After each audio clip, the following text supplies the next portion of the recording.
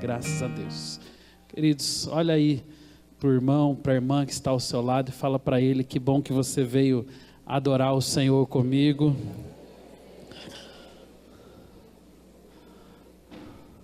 Sem fazer acepção de pessoas, olha para o irmão de trás, olha para o irmão da frente e fala: que bom que você veio adorar o Senhor comigo nessa noite. Glória a Deus. Você já cumprimentou teu irmão, tua irmã? Abra sua Bíblia comigo, lá no livro de 2 Reis, capítulo 5, versos 20 até o verso de número 27. Segunda Reis, segundo livro dos Reis, capítulo 5, e eu quero ler com você uma porção da palavra, são os versos 20 até o 27. Se você encontrou, dá um amém aí para eu saber que você encontrou. Amém. 2 Reis 5, 20 a 27. A palavra diz assim: Geazi, o moço de Eliseu, homem de Deus, disse consigo: eis que o meu senhor impediu a este Ciro Naamã que da sua mão se lhe desse alguma coisa do que trazia. Porém, tão certo como vive o Senhor, eu hei de correr atrás dele e receberei dele alguma coisa. Então foi Geazi em alcance de Naamã, e Naamã, vendo que corria atrás dele, saltou do carro a encontrá-lo e perguntou: vai tudo bem? E ele respondeu: tudo vai bem, meu senhor. O meu senhor me mandou dizer: eis que agora mesmo vieram a mim 2 jovens dentre os discípulos dos profetas da região montanhosa de Efraim. Dá-lhes, pois, 1 talento de prata e 2 vestes festivais. E disse Naamã: se servido tomar 2 talentos, instou com ele, e amarrou 2 talentos de prata em 2 sacos e 2 vestes festivais, e pô-los sobre 2 dos seus moços, os quais os levaram adiante dele. O verso 24 diz: e tendo ele chegado ao outeiro, tomou-os das suas mãos e os depositou na casa, e despediu daqueles homens que se foram. E ele, porém, entrou e se pôs diante do Senhor, e perguntou-lhes Eliseu: de onde vens, Geazi? E ele respondeu: o teu servo não foi para parte alguma. Porém ele disse: porventura não fui contigo em espírito quando aquele homem voltou do seu carro a encontrar-te? Era isto ocasião para tomares prata e para tomares vestes, olivais e vinhas, ovelhas e bois, servos e servas? Portanto, a lepra de Naamã se pegará a ti e à tua descendência para sempre. Então saiu de diante dele leproso e branco como a neve. Feche teus olhos. Pai, nós estamos mais uma vez diante da tua presença. O Senhor tem nos sustentado, tem sido Deus provedor sobre as nossas vidas, e nós queremos clamar que durante o tempo que passaremos aqui, ouvindo a tua voz, sabendo aquilo que está no teu coração, sendo ministrado, Pai, estando em comunhão com o teu povo, o Senhor mesmo se encarregue, Pai, de abençoar e liberar sobre a vida do teu povo uma palavra, Senhor, que possa ser rema, que possa ser direção para os nossos corações. Nós clamamos assim, em nome de Jesus. Amém, amém. Irmãos, nós estamos quase finalizando, né, o tema do 3º trimestre, que é liderando bem a sua alma, as emoções, né? Hoje é o penúltima quarta-feira que nós falamos desse tema, e a semana que vem nós estamos aí já prestes a encerrar o tema das emoções, e começaremos no dia 5 de outubro, liderando bem o seu espírito. Vamos falar sobre batalha espiritual, um tema que né, a gente já em alguns momentos abordou de forma separada, né, antes da campanha, e já foi uma bênção, e a gente resolveu então incluir esse tema da batalha na campanha para que nós pudéssemos ter mais tempo de trabalhá-lo.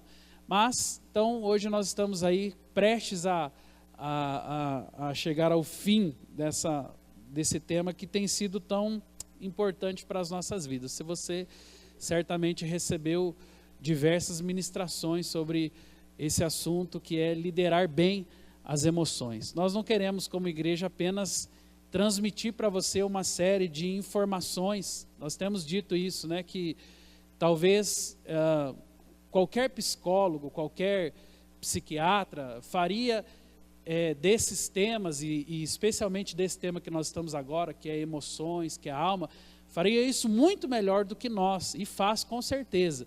Mas a diferença é que nós estamos aqui sempre tentando dosar esses temas que são cotidianos, são presentes na minha e na sua vida, mas principalmente à luz da palavra de Deus. Então é isso que nós pretendemos fazer.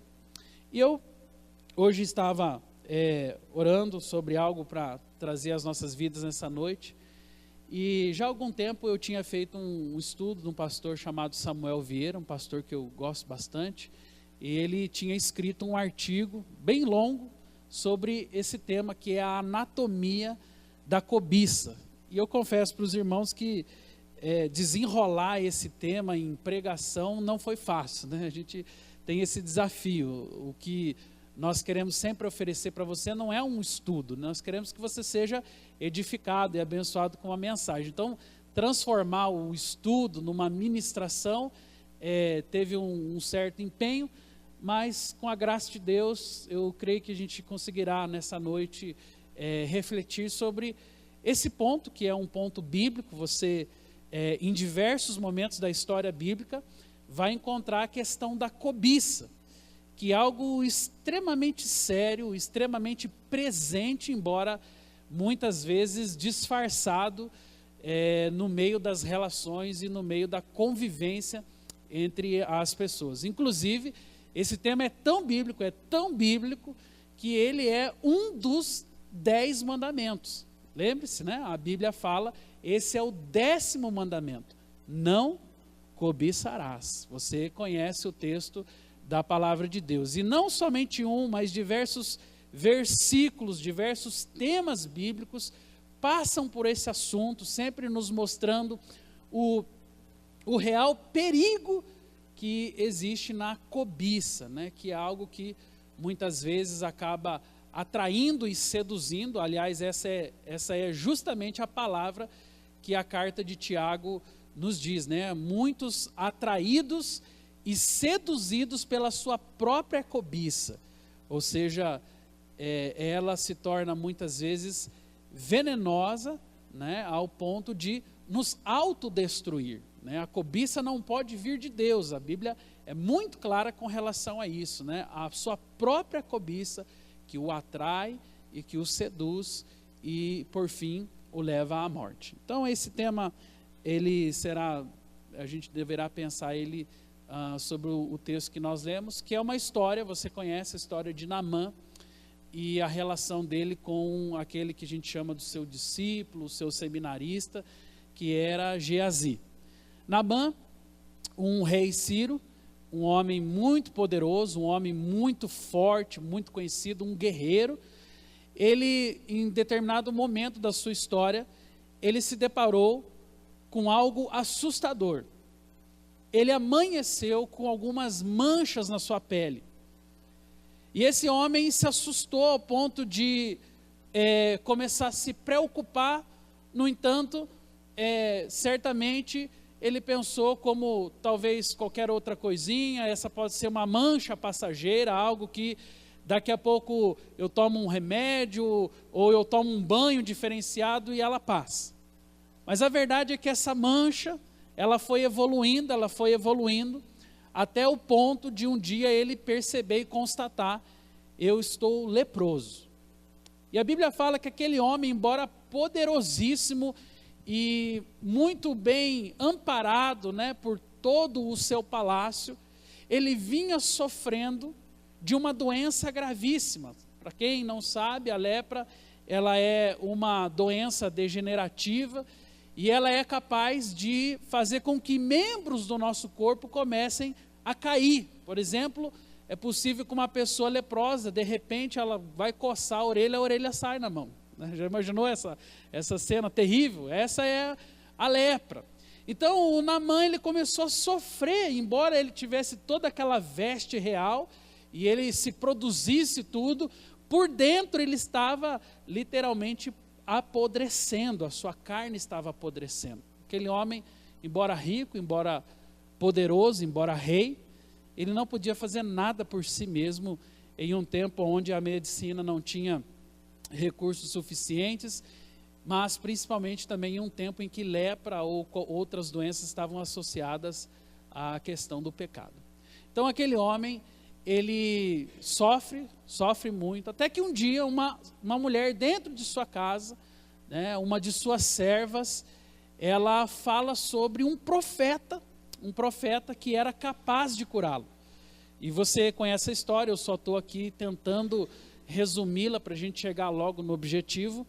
Ela comenta sobre um profeta e aquele homem não tinha mais para onde correr.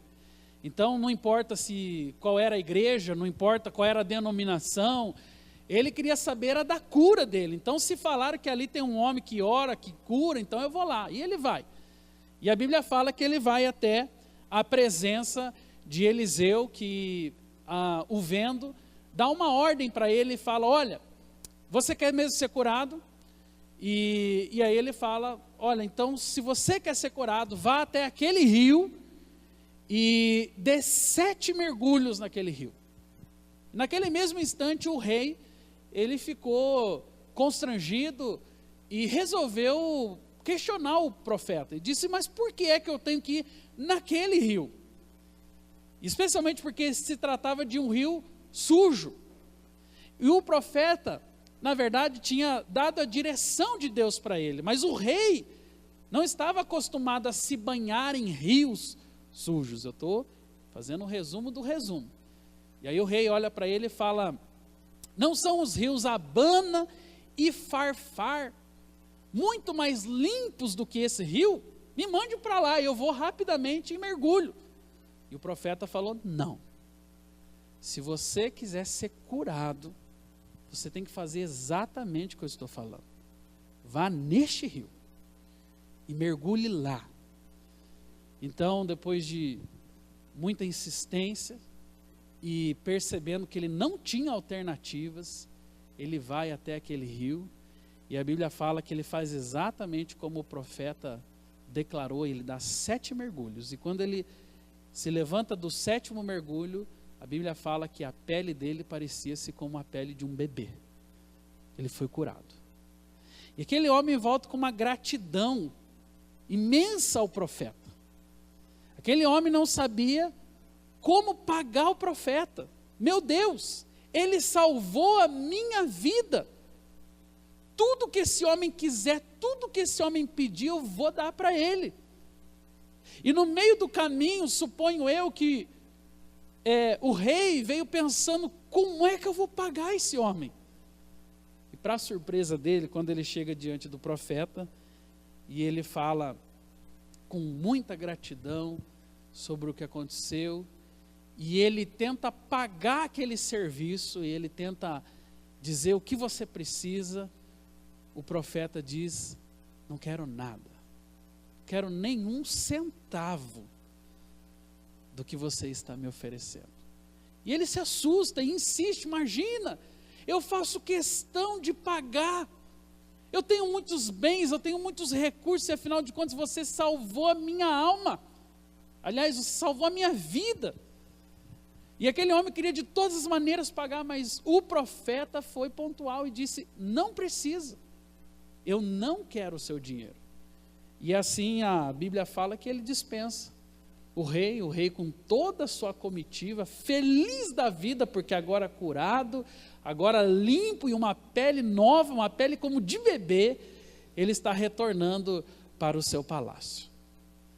E a Bíblia fala que nessa mesma cena, em que tinha um rei com a sua comitiva, e tinha um profeta, que era o protagonista de toda aquela história. A Bíblia fala que tinha um menino observando tudo. O nome dele, Geazi. Era o moço do profeta. Era o aprendiz de profeta. Era o discípulo. Ele estava ali enxergando o mestre dele. Como é que o mestre é usado por Deus? Aqui nessa faculdade, onde eu estou aprendendo vários princípios, o que eu tenho a aprender com o meu mestre? Ele estava vendo o mestre dele recusar uma oferta de um valor imenso. E um detalhe que eu preciso dizer a você: eles viviam em condições miseráveis, miseráveis. Era uma escola de profetas miserável. Eles não tinham, teve dia deles não terem o que comer. A Bíblia fala que eles tiveram que tomar um machado emprestado. Eles não tinham dinheiro, não tinham recurso, não tinham nada a ponto de não ter um machado para poder construir nada. Esse era o cenário que estava por trás de toda aquela história. E sabe o que acontece? A Bíblia, no texto que nós lemos, fala que quando o rei está indo embora com a sua comitiva, o moço do profeta dá uma disfarçada e ele vai atrás do rei. E aí ele chega no rei, depois de, a Bíblia não fala quantos quilômetros, mas não muito distante. Ele chega no rei como se ele tivesse conversado com o profeta, e como se o profeta tivesse se arrependido de não receber nada. E ele inventa uma história para o rei. Rei, olha, desculpa incomodar, você está retornando para sua casa, mas acabou de chegar 2 profetas das montanhas, e o nosso profeta Eliseu precisa de dinheiro para poder abençoar esses que chegaram. O rei, agradecido e, meu Deus, esbanjando recursos, olhou para aquele moço e falou: imagina, toma aqui. E o menino, o moço do profeta, pediu, eu não lembro se agora a palavra ali era 1 talento, qual era o valor, e o rei falou: não, toma 2, imagina, e pega mais essas vestes festivais, e encheu ele de presentes, de coisas aradas, de forma que o menino saiu presenteado agora, com aqueles recursos, e ele chega em casa. E aí a Bíblia fala que ele tenta dar aquela disfarçada, mas o profeta Eliseu era um homem de Deus. Ele era tão de Deus, irmãos, que quando houve uma outra situação, e ele ajudou o povo de Israel, a Bíblia fala que ele tinha um discernimento espiritual de enxergar dentro da câmara de dormir de um outro rei. Olha isso. E aí aqui, quando o moço do profeta chega, daquele momento que ele pede os recursos, e Eliseu olha para ele e fala: o que você foi fazer? E ele fala: nada, imagina, fui só dar uma voltinha ali, fui no McDonald's, fui no mercado, não sei. E aí o verso, se você tiver com a sua Bíblia aí, porque não está aqui na projeção, o verso, será que é o 26, ele fala assim, porventura, meu Deus, eu não queria estar na pele do Geazi, porventura, não fui contigo em o que está escrito aí? Em espírito. Meu Deus, esse era o guarda dos guardas. Ele foi em espírito. Olha o discernimento desse profeta. Ele sabia a intenção ou a má intenção daquele menino. E ele fala: eu fui em espírito com você. Eu sei o que você fez.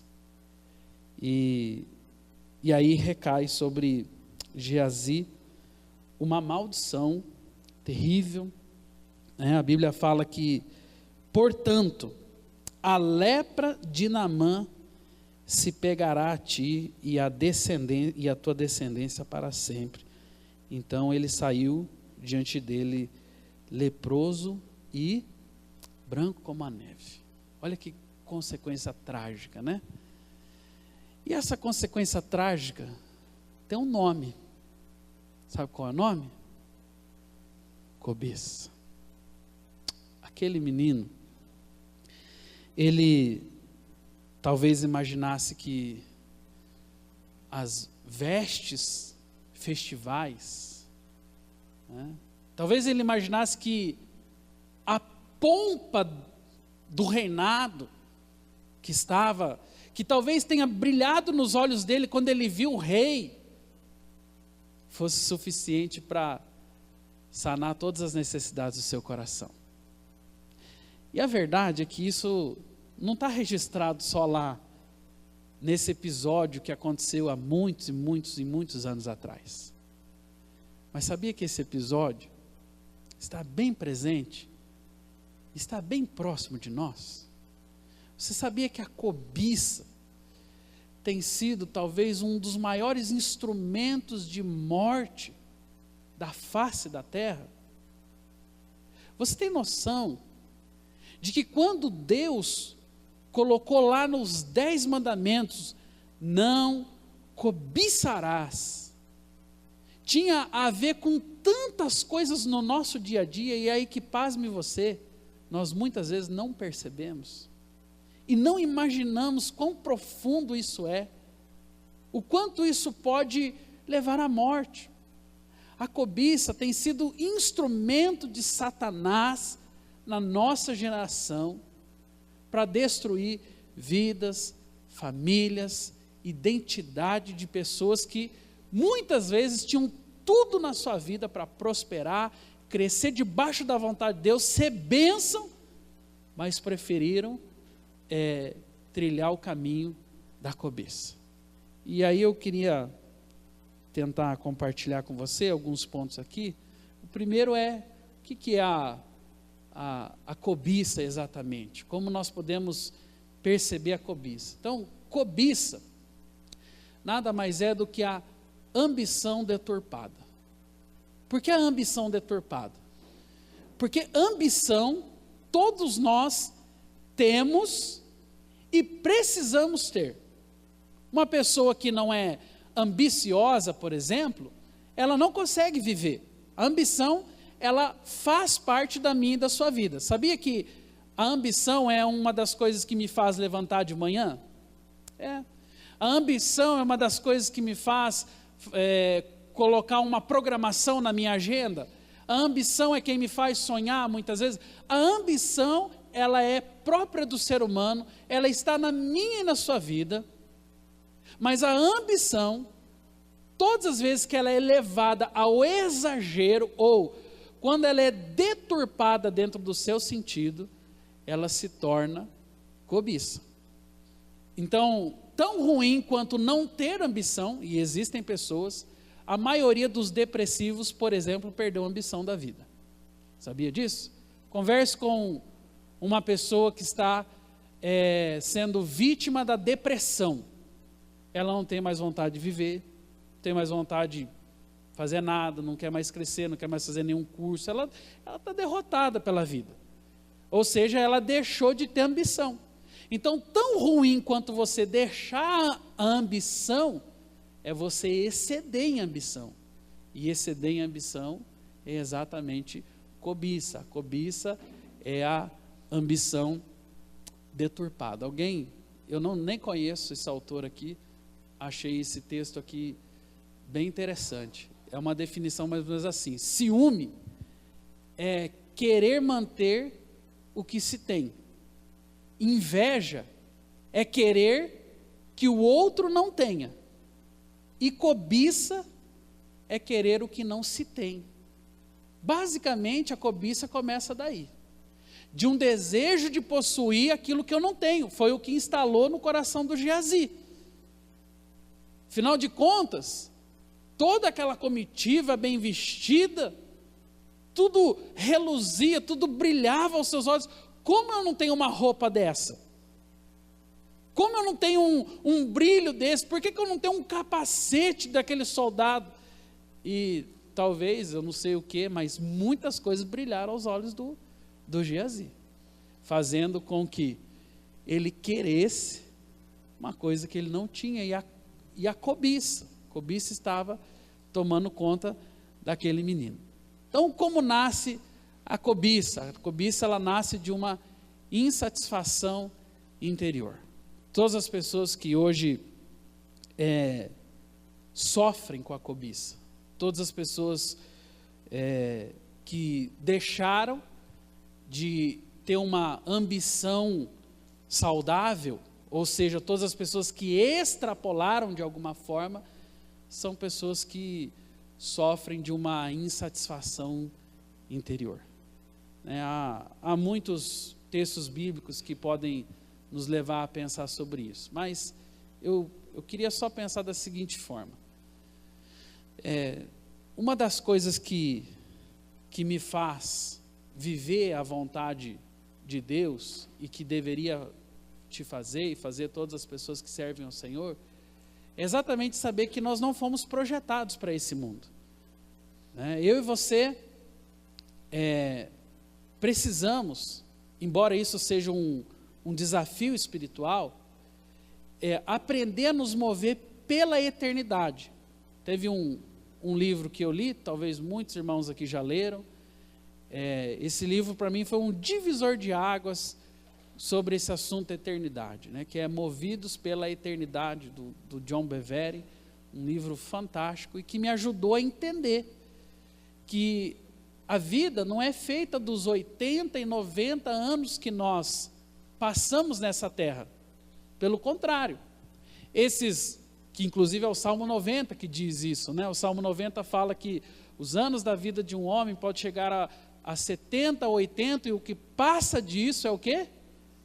Câncer e enfado. Então o Salmo fala que eu e você vamos viver 70, 80 anos, que isso já é parte da maldição, depois da queda do homem, que daí, por exemplo, Matusalém viveu tantos anos, aí por causa da desobediência, o homem foi reduzido o seu tempo de vida. Então, o livro de Salmos fala, você vai viver 70, 80 anos, se você passar disso, você está com hora extra, ou está no lucro, como costumam dizer aí.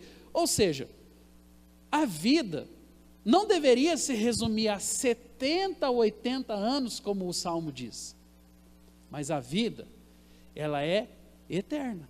E o que move o meu coração? O que precisaria direcionar a minha vida? Não as coisas desse mundo, mas sim as coisas eternas. Sabe qual é o grande problema e por que a cobiça se instala com tanta facilidade nos nossos corações? Porque nós vivemos com um único propósito: sermos satisfeitos por esse mundo. E uma pessoa que quer ser satisfeita por esse mundo, os olhos dela estão apenas no mundo. A ambição que amanhã vai se tornar uma cobiça no seu coração, são sobre coisas terrenas e que um dia vão deixar esse plano.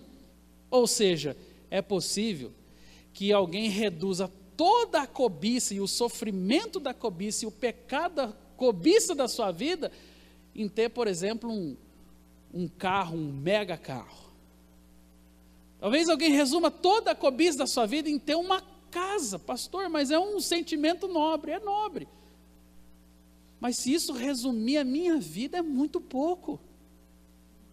Se uma casa, se um carro, se um bem material, ou se uma conquista for o propósito da minha vida, meu irmão, eu estou perdendo a minha vida. Porque a vida mesmo é a eternidade. Quantos creem em eternidade aqui, amém? Quando você confessa Jesus, quando eu e você entendemos a vontade de Deus para nós, nós estamos entendendo que depois que nós morremos, existe um plano eterno para nós, e a palavra de Gênesis a Apocalipse nos leva a pensar e estudar sobre isso. Agora, vamos falar a verdade, conforme a cobiça aumenta, qual é a tendência nossa? É de entendermos que ao invés de olharmos para o plano eterno, nós estamos olhando para o plano físico, material, estamos olhando para o agora. Então, ai de Deus, se não der aquilo que eu estou pedindo.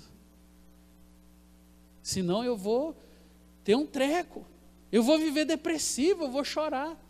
Ah, mas se eu não consigo aquilo, eu vou frustrar a minha alma. E aí nós reduzimos a eternidade, que é algo tão valoroso, que é o que deveria chamar a nossa atenção dia e noite, por coisas. Eu já contei essa história. Uma vez, era pastor lá em Moarama, desceu uma garrafinha aqui, ó. E aí entraram na igreja. Eu já contei essa história, alguns já ouviram, vou contar de novo, só para ilustrar melhor o que eu quero dizer. E eu cheguei na escola dominical, eu abri a igreja, cheguei à porta arrombada, aí eu olhei aquela bagunça, né? O ladrão não se contentou só em levar, né? Tinha que meter o pé em tudo, virar os bancos. E aí eu estou ali, deu 2 segundos, não sei como, chegou o repórter da cidade. E ele já chegou assim, quando eu virei as costas, tinha uma câmera assim, né? E ele, pastor, que aconteceu aí? Eu nem sabia direito o que aconteceu. E aí eu falei, então, parece que entraram aqui na igreja, tal. Os vizinhos acho que já tinham chamado a polícia. E aí deu lá em rede nacional de Umuarama, né? O pastor, que a igreja foi roubada. E aí aconteceu que a igreja, pasme vocês, eu já contei essa história, você vai ouvir de novo.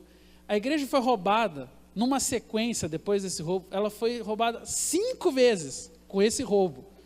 Foi esse mais 4. Mas por que foi esse mais 4? Porque quando nós descobrimos por onde a pessoa estava entrando, nós começamos a fechar, mas até que fecha, não morava ninguém na igreja, a igreja não tinha alarme, até que fecha, o camarada entrou 5 vezes dentro da igreja. Ele conseguiu essa façanha. E quando ele entrou pela 5ª vez, um irmão da igreja pirou, né? E ele falou assim, pastor, eu tenho uma ideia. E eu falei, qual é? Ele falou, eu vou trazer um colchão para a igreja, e eu vou trazer um cacetete aqui. E a hora que esse cara entrar, mas eu vou dar tanto nele, pastor, né? Porque na cabeça dele está roubando a igreja. E eu falei para ele, meu irmão, se você fizer isso, você está tirando de nós a possibilidade de sermos luz e testemunha até para esse indivíduo. Sabe por quê? Que matar esse cara não resolve o problema da eternidade. Pelo contrário, é capaz até de que ele seja aceito diante de Deus, mas nós não. Sabe por quê? Que nós estávamos comparando a vida humana com um microfone, cadeira e sei lá mais o que. Para ele, mais importante era matar o camarada. Mas por mais maldoso, por pior que tenha sido a ação daquele homem, ali tem uma vida. E vida é mais importante que microfone, que mesa de som, que guitarra. Tudo isso a igreja recompôs com pouquíssimo tempo. E fomos extremamente abençoados nessa área, porque aí foi bom, porque aquelas guitarras velhas que tinha lá, saiu o microfone. Aí os irmãos se compadeceram. Os irmãos falaram, pastor, comprei essa guitarra para a igreja, esse microfone, aí comprou um microfone de última geração. Eu falei, acho que eu vou contratar esse ladrão para ele roubar mais, porque ele estava ajudando a igreja, né? E no fim, recompôs todos os instrumentos de som. Mas qual era o intento que estava na cabeça daquele irmão? Né? O instrumento, o microfone, a imagem da igreja é mais importante, não é? Uma vida é eterna. Quando alguém fizer um mal para você, e você desejar a morte daquela pessoa, acontece isso? Acontece, né? Às vezes pergunta para a gente, pastor, você nunca teve vontade de separar? Separar, não, mas assassinar todos os dias, né? É mais ou menos assim, né? A vida da gente você quer matar um por dia, mas ali tem uma vida, né? Ali tem uma história, e essa história, essa vida é eterna. O microfone vai passar, a mesa de som vai passar, a cadeira é um material, mas as pessoas hoje lutam tanto com essa insatisfação interior, ou seja, as coisas tomaram o ganho da nossa mente, do nosso coração, da nossa vida, de uma tal forma, que muitas vezes as coisas se tornam mais importantes do que as pessoas. Antes de ler isso aqui, eu encontrei esse texto, não sei quem que é o autor também, mas que fala mais ou menos assim, ó: Deus fez as coisas para a gente usar, as pessoas para a gente amar, e Ele mesmo para ser adorado. O problema é que amamos as coisas, adoramos as pessoas e usamos a Deus. Não sei quem é o autor dessa frase, mas é assim ou não é? Nós invertemos a esse ponto. Deus fez coisas para a gente usar. Sabe esse sapato bonito que você está usando aí? É só para usar. Mas você tem noção, espero que não seja o teu caso, que tem gente que dá mais valor ao sapato do que à pessoa? Você imagina isso? É o quadro doentio da sociedade que nós vivemos, em que as coisas são mais importantes do que as pessoas. Então eu adoro as coisas e uso as pessoas. É assim que está. E aí, esse é o centro da cobiça. A cobiça, ela tem essa prerrogativa. O texto que eu ia mostrar para você é Eclesiastes 3:11, que fala: Deus pôs a eternidade no coração do homem. Isso está no seu coração. A insatisfação humana é eterna, enquanto Deus não habita sobre o nosso coração. Enquanto Deus não preenche a nossa vida, a nossa história, eu vivo insatisfeito. Sabe por quê? Porque tem uma eternidade dentro do meu coração. Aquele dia que você estiver assim num vazio tremendo, né? Aquele dia que você estiver sem respostas para a sua vida, ou aquele dia que você estiver sentindo uma inquietação gigantesca dentro do seu coração, sabe o nome disso? Eternidade. Está aí dentro de você. Eu e você fomos feitos como pessoas eternas. Então toda a nossa inquietação não é vestes festivais, não é a comitiva do rei, não é nada disso vai preencher. A única coisa que consegue preencher tudo isso é a presença de Deus. Uma pessoa sem a presença de Deus faz como Geazi fez, corre atrás das vestes festivais, corre atrás da comitiva, ela quer o brilho das coisas, mas não está nem um pouco se importando com a sua vida como ela deveria ser, ou seja, uma vida nas mãos de Deus. Qual é o perigo da cobiça? A cobiça, ela tende a relativizar os valores. Esse é um texto de Lucas 3,13, que fala sobre um momento que João Batista estava ministrando a palavra, e algumas pessoas se interessaram por aceitar a palavra, por receber a palavra.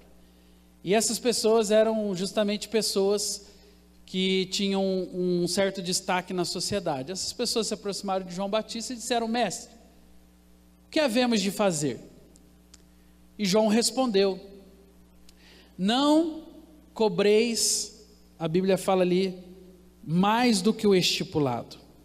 Essas foram as palavras de João para ele: não cobreis mais do que o estipulado. Qual era a tentação central daqueles homens que, nesse caso aqui, eram funcionários públicos, né? A tentação deles é de que eles pudessem exceder dentro da sua cobrança.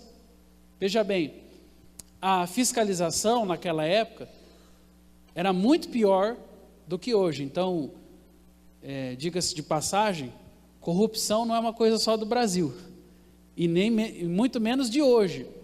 Naquela época já havia muita corrupção, muita roubalheira, e esses homens aqui eram figuras públicas, esses que estavam pedindo para que João Batista os pudesse abençoar.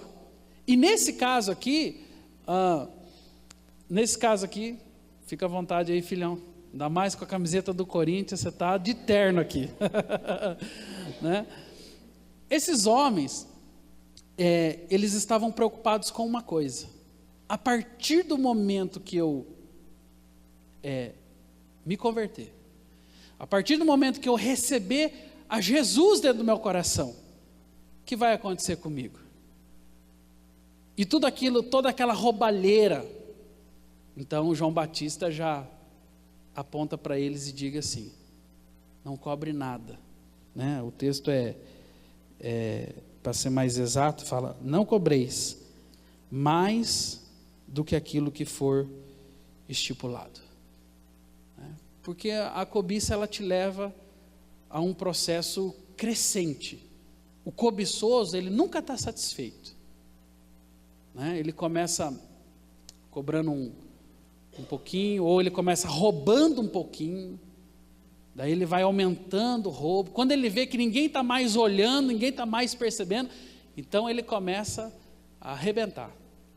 O Fantástico, domingo eu cheguei da igreja, consegui ainda pegar um pedaço do Fantástico, estava mostrando sobre os caras que estão envolvidos com prostituição, com pedofilia, que estão envolvidos com pedofilia.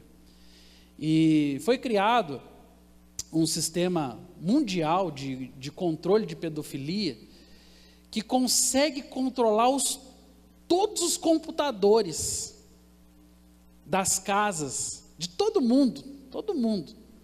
Então qualquer pessoa que baixar uma pornografia infantil, por exemplo, já acusa lá no escritório central, que agora já está atuando no Brasil, se não me engano, há mais de um ano. E aí esse escritório central já acusa no escritório mundial, que tem o controle, qual é o nome mesmo? Pedofilia, que tem o controle de pedofilia no mundo. E aí eu estava vendo, né? E aí teve um momento lá que eles acharam o cara que baixa mais pornografia infantil no Brasil. E foram prender ele, né? E o Fantástico mostrou, e mostra a cara do indivíduo ainda, né? Mas o que estava por trás da atitude daquele homem, que por sinal um senhor de idade, monstruoso, o que estava por trás disso? E pegaram ele assim depois de uma madrugada inteira, ainda o cara falou: ó, esse cara ficou a madrugada inteira baixando o vídeo, né? A cobiça, sempre mais. O que fez dele o número 1 do Brasil nesse ato monstruoso? Cobiça, sempre mais, sempre mais. E aí eu não lembro exatamente as palavras, mas quando pegou ele, quando prenderam ele, ele reconheceu e ele falou assim: tinha que acontecer alguma coisa mesmo, ou seja, ele sabia que ia acontecer, mas ele estava envolvido com aquilo até o pescoço. Aquilo era a vida dele. E isso fala, infelizmente, né, do excesso que João Batista estava dizendo: olha, tudo que for excesso não é para você. Não cobre mais do que o estipulado. Agora você tem um novo estilo de vida. Então para de exceder. Vou de novo citar a pregação da Gabi, que o dia que ela ministrou aqui foi muito bom. Ela falou sobre manter o equilíbrio, né? Uma vida espiritual abençoada é uma vida de equilíbrio, né? E nesse caso aqui não é diferente. Quando estamos falando sobre a cobiça, nós estamos falando sobre esse equilíbrio que só o Espírito Santo, só a graça de Deus pode dar às nossas vidas, para que nós vivamos uma vida abençoada. Deixa eu correr para a gente finalizar. O perigo da cobiça, a cobiça ela sacrifica vidas, e foi o que aconteceu com o Geazi. Esse é aquele texto, olha: portanto, a lepra de Naamã se pegará a ti, e a quem está escrito lá? E a tua descendência. Então deixa eu dizer uma coisa para você. O que é pior? O que é pior de sofrer as consequências da cobiça? É você transferir as consequências da cobiça para a sua geração. Porque um pai cobiçador, vai gerar um filho cobiçador. Uma mãe cobiçadora vai gerar um filho ou uma filha cobiçadora. Então, muito pior do que apenas ser afetado por esse mal que hoje domina a nossa geração, é muitas vezes afetar e ainda transferir para a nossa geração. Porque às vezes o pai, ele está lá assim, vou usar o exemplo cotidiano, ele se mata, né, de trabalhar e se empenha tal, ele corre atrás, constrói, conquista, no fim das contas ele está com aquele orgulho vaidoso, dizendo assim, filho, isso tudo foi para você, né? Tudo que eu corri atrás, trabalhei, conquistei, papapá, era para vocês. É um orgulho, até entre aspas, bonito de dizer aos filhos. Mas o filho que está lendo o pai naquela vida, fazendo daquele jeito, atropelado, passando por cima das coisas, para poder conseguir o que ele quer, é o mesmo filho que está alimentando a cobiça dentro do seu coração. E que amanhã ou depois vai ser o mesmo cobiçoso, vai fazer igualzinho, e com o mesmo orgulho vai dizer aos seus outros filhos, que no caso aí já seriam os netos, que vão reproduzir, é uma cadeia, onde a cobiça se torna o centro. O motivo de tudo isso, os nossos olhos estão postos apenas naquilo que nós enxergamos, ou seja, o plano que vivemos é o plano natural. Quando eu me converto, quando eu aceito a Cristo, uma das primeiras coisas que precisa mudar é a visão. Eu não posso enxergar mais apenas os 70 a 80 anos de vida. O dia que Cristo entra na minha vida, eu passo a enxergar a eternidade. Então as coisas desse mundo me são úteis, mas não me são essenciais. Essencial são as coisas espirituais. As coisas desse mundo me ajudam, mas elas, em última instância, podem até me atrapalhar e entrar na eternidade. As coisas desse mundo são boas.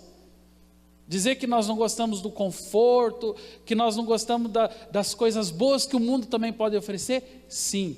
Mas todas as vezes que isso começa a se exceder, e se torna, muitas vezes, um árbitro da confissão que um dia nós fizemos em Cristo, isso pode nos levar ao inferno. É como o livro de Provérbios fala, quando diz a respeito do dinheiro, ele fala assim, olha, se as tuas riquezas aumentam, não coloque nela o coração, porque é o final, né? Quem coloca o coração nas riquezas, nas coisas desse mundo, vai acabar perdendo a eternidade. Mas a Bíblia não fala que eu e você não podemos crescer em riqueza. Até podemos. Você pode ser um homem de Deus riquíssimo, uma mulher de Deus riquíssima, uma pessoa abençoadíssima, uma pessoa farta, uma pessoa próspera. Tudo isso é possível. Mas o dia que isso começa a tomar o lugar do coração de Deus, aquilo que era para ser uma grande bênção se torna uma grande maldição. E aí nos tira do caminho, nos tira da presença. E é isso que Geazi estava vivendo, essas consequências, né? Agora quero finalizar aqui. Qual é o caminho da cura?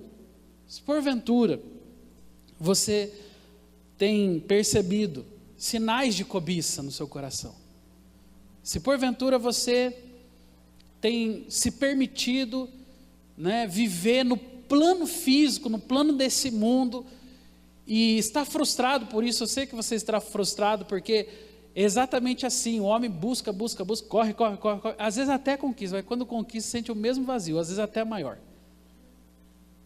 Então como é que eu curo isso? Como é que eu dou um jeito, um basta nisso? A palavra de Deus tem especificamente uma direção que ajuda a curar a cobiça das nossas vidas, chama-se contentamento. E aqui está uma grande ferramenta contra a cobiça. Esse texto é um texto de Timóteo. Olha o que a Bíblia diz. De fato, fonte de lucro é piedade com contentamento. Porque nada temos trazido para o mundo, nem coisa alguma nós poderemos levar dele. Tendo sustento e com que nos vestir, estejamos, o que está escrito lá? contentes. Ora, os que querem ficar ricos caem em tentação, em cilada, e em muitas concupiscências insensatas e perniciosas, as quais afogam os homens na ruína e na perdição. Porque o amor do dinheiro é raiz de todos os males, e alguns nessa cobiça se desviaram da fé e a si mesmos se atormentaram com muitas, o que diz lá? Dores. No fim de tudo, irmãos, isso traz dor para o nosso coração, e é uma dor que eu sei que você não quer viver. Eu sei que eu não quero viver essa dor, porque a Bíblia é muito clara. Olha, muitos se desviaram da fé. Você acha que o diabo quer investir na cobiça ou não? É lógico. Quanto mais cobiça, melhor para o diabo, porque aí nosso coração fica propenso às coisas terrenas. Tudo que eu busco é aquilo ali, é a riqueza, é a ostentação, é aquilo que pode trazer talvez algum status, algum diferencial da sociedade. Tudo isso, aos olhos de Deus não tem valor quanto a uma pessoa que consegue unir aquelas duas coisas lá, ó. Fonte de lucro é piedade com contentamento. Piedade com contentamento é a palavra para o nosso coração. Você quer ser curado da cobiça? Ou você quer hoje permitir que Deus possa ser o centro da sua vida? Então se contente com o que você tem, né? Então, ao invés de ficar gananciosamente uma vida toda buscando o status, a fama, o lucro, o reconhecimento, a conquista, as coisas, contente-se com aquilo que Deus te deu, e assim você mata a cobiça. Pastor, mas o que Deus me deu, né? É tão poucas coisas. Amém, mas eu tenho certeza que Deus te deu pessoas, por exemplo, e às vezes damos mais valor às coisas do que às pessoas, sim ou não? Deus te deu pessoas, Deus te deu uma família. Quem sabe, se você está empregado, Deus te deu um trabalho. Ah, pastor, mas não é o trabalho, eu ainda não sou dono nem gerente. É verdade, mas é um trabalho, é uma bênção de Deus. Quando a gente começa a valorizar aquilo que Deus nos deu, não importa se isso é pouco, é muito, então nós estamos sendo curados da cobiça. Porque tudo que o diabo quer é ficar alimentando isso. Ah, você não tem nada, ó, os outros têm tudo, todo mundo consegue, você não consegue, ó, as pessoas estão prosperando, você não está prosperando. O diabo fica o tempo todo assim, ó, o outro lá está se dando bem nos relacionamentos, ó, a família do outro, coisa linda, ó, a tua família, ó, está uma brigueira, está uma coisa, é assim. O diabo o tempo todo fica o quê? Comparando, gerando o quê? Cobiça. Viu a imagem do início? A moça com um vaso de planta, da primeira a planta estava bonita, crescendo, da outra estava uma planta mirradinha, mas qual é a tendência dela? Olhar para que o outro tem, não para aquilo que ela tem nas suas mãos, ou seja, não valoriza. Então, fonte de lucro para nós é piedade com contentamento. Diga comigo assim: fonte de lucro para minha vida é piedade com contentamento. Amém, meus irmãos? Vou chamar a Gabi, grupo de louvor, e nós vamos orar. Vamos encerrar esse momento.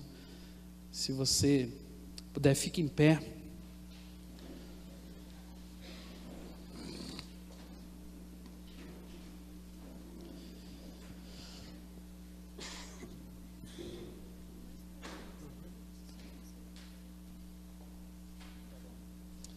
Eu quero convidar você a pensar um pouquinho sobre aquilo que nós falamos e quem sabe refletir um pouquinho. Talvez você hoje esteja vivendo algumas situações parecidas, e tem lutado contra a cobiça. Nós sabemos que, mesmo que o Senhor entrou no nosso coração, é muito provável, né? É possível que eu e você tenhamos dificuldades, porque eu suponho que às vezes você tenha vivido aí, não sei, 30 anos da sua história. E durante os 30 anos da sua história, você viveu essa vida de cobiça dentro de casa, vendo seus pais cobiçarem, vendo aquela pessoa que você admirava cobiçar, e você achou que isso era normal. Agora você tem aí 1 ano, 2 anos, 5 anos de crente, é lógico, a marca do passado ainda está dentro da sua casa, está dentro da sua vida. Às vezes você, ao invés de ser movido pela eternidade, como deveria ser a propósito para os nossos corações, a propósito da palavra de Deus, às vezes nós somos movidos pelas coisas. E esse movido pelas coisas, ele tem que ser tirado das nossas vidas. Mas muitas vezes precisa ser feito um desafio. Você mesmo precisa se desafiar. Eu não quero viver debaixo do plano natural, que isso é uma escravidão para a minha vida. O plano perfeito de Deus para a minha história é o plano celestial, é o plano da eternidade. E eu quero forças para tirar os meus olhos das coisas. E em vez de ser como Geazi, ficar olhando as vestes festivais, as coisas bonitas, e cobiçando o que o outro tem, o que o outro conquistou, quem sabe hoje não é dia de falar: Senhor, o que tu tens para mim? E eu tenho certeza que você vai sair daqui hoje com uma palavra sobre o teu coração, porque Deus tem promessas para a tua vida, Deus tem sonhos para se concretizar na tua história. Não deixa o diabo ficar colocando coisas dentro de você. Não deixa a cobiça se instalar não, meu irmão, né? Valoriza aquilo que Deus te deu, valoriza a família que Deus te deu, valoriza a casa que Deus te deu, o carro que Deus te deu. Ah, pastor, mas eu preciso trocar de carro. Querido, isso não é essencial para a tua vida, essencial é a presença de Deus. Amém? Fecha os teus olhos. Eu queria convidar aqui para esse altar nessa noite, você que quer fazer um desafio com o Senhor. Quem sabe os teus olhos estão muito no plano terreno. Quem sabe você tem lutado para colocar os teus olhos na eternidade, mas todos os dias você vê as coisas, as pessoas, e você se sente muito tentado a viver no plano dessa terra. Hoje eu quero profetizar que os nossos olhos estarão na eternidade, na vontade do Senhor. Se você quer receber essa oração, vem aqui para o altar, nós vamos orar por você. Enquanto o louvor canta uma canção, você pode se aproximar, pode colocar uma de suas mãos sobre o seu coração, e nós vamos orar ao Senhor, nós vamos entregar a nossa vida no altar do Senhor. Faça isso em nome de Jesus. Creio que tu és a cura, creio que és tudo para mim.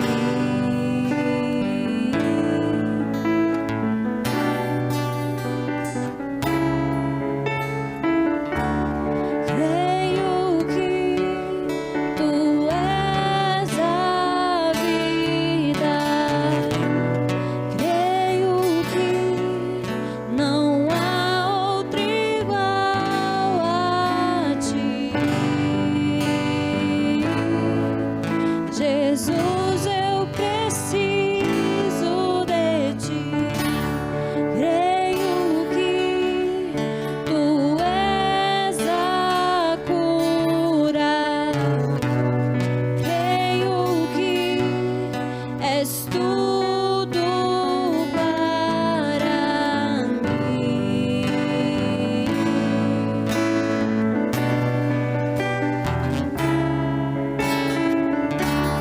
Creio que tu és a vida, creio que não há outro igual a ti. Jesus, eu preciso de ti. Pai querido, nós estamos nesse altar, E é desejo dos nossos corações viver o plano dos céus, viver o sonho do Senhor para a nossa vida. Quantas vezes, Pai, o diabo, Pai, ó Pai, o inferno tem conspirado contra a nossa vida, tentando nos atrair, tentando nos seduzir para um plano material, para um plano terreno e passageiro como essa terra. Senhor, quantas vezes nós temos dificuldade de olhar os propósitos eternos do Senhor, que são valores muito maiores, ó Deus, do que aqueles valores mesquinhos da nossa alma. Pai, eu quero pedir ao Senhor, em primeiro lugar nessa noite, que o Senhor tenha misericórdia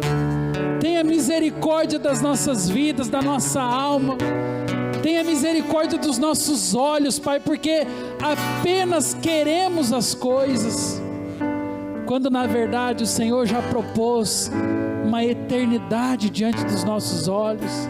Pai, nos faz enxergar com clareza, Pai, tudo aquilo que o Senhor tem para realizar nas nossas vidas, nas nossas famílias, Pai, o propósito celestial do Senhor na nossa vida. E nos ajuda, Senhor, a tirar os olhos, Pai, das coisas, especialmente as coisas materiais que hoje mexem tanto conosco, Senhor, que hoje parece que fazem tanta falta para nós, mas na verdade a única coisa que faz falta mesmo para as nossas vidas é a Tua presença, e nós não queremos sair daqui sem garantir que ela esteja conosco hoje, Pai. Por isso agora derrama sobre esse altar, sobre a vida de cada irmão meu, sobre a vida de cada irmã minha, Pai, graça suficiente, Pai, graça abundante do Senhor, para que possamos viver no plano eterno, os propósitos eternos do Senhor para a nossa vida. Pai, que toda cobiça, Pai, que toda ganância que porventura tenha se instalado nos nossos corações, seja por atos nossos ou seja por atos da nossa geração, Pai, em nome de Jesus, que caia por terra hoje, e que tão somente a Tua presença, a Tua palavra e a graça do Senhor esteja sobre nós. Nós oramos assim, Pai, e essa é a expectativa dos nossos corações, em nome de Jesus, amém, amém. Irmãos, já estamos encerrando, pode ficar onde você está mesmo, já vamos orar. Só quero falar que sábado agora, temos o Cine Cesta Básica, tem sido já uma programação bacana, é um cinema, né? Você está vendo essa cortina aqui, né? Sábado isso aqui fecha, vira um cinema aqui, a igreja está bancando a pipoca, né? Você só precisa comprar o refrigerante, mas tem sido muito legal. Eu ainda não tenho certeza sobre o filme, você já sabe, Sula? Deus Não Está Morto 2, é um filme bem legal, quem já assistiu Deus Não Está Morto 1, né? É um filme bem bacana, tem uma expectativa para assistir. Então, qual vai ser o horário mesmo? Você lembra? Às 20 horas, então, Cine Cesta Básica. Qual é a entrada? 1 quilo de alimento não perecível, né? Nós vamos ter um grupo de irmãos que vai estar ali na porta, arrecadando alimentos para a cesta básica. Então traga o seu alimento e venha ser abençoado, amém? Dá um abraço no teu irmão.